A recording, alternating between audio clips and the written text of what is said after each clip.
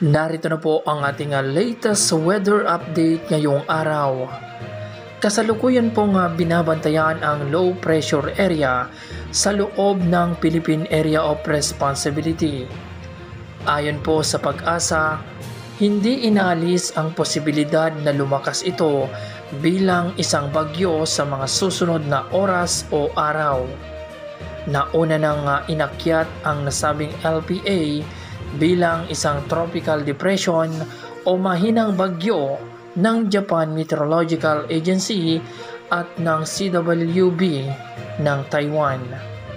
Patuloy naman po binabantayan ang nasabing LPA ng Pag-asa at mag-a-update po agad tayo kung itataas po ito bilang isang tropical depression. Sa ngayon po, ang trap o extension ng mga kaulapan nito ang siyang nagdudulot po ng ilang mga pag-ulan sa silangang bahagi po ng Northern Luzon at Central Luzon. Ayon po sa JMA, isa ng ganap na tropical depression ang nasabing LPA ng Pag-asa at kung sakaling ito ay maging isang bagyo, tatawagin po ng Pag-asa na Bagyong Goring.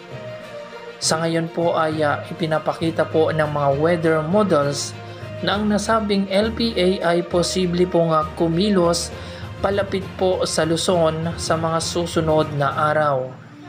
Hindi pa man po tiyak kung ano ang eksaktong tatahakin o direksyon po ng nasabing LPA. Maaari po itong magpaulan sa malaking bahagi po ng Northern at Central Luzon sa mga susunod na araw.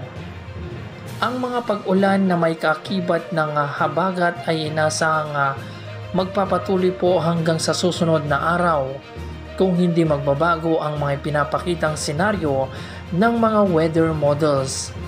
Makakaranas naman po ng mga pagkulog at pagkidlat ang buong rehiyon ng Mimaropa.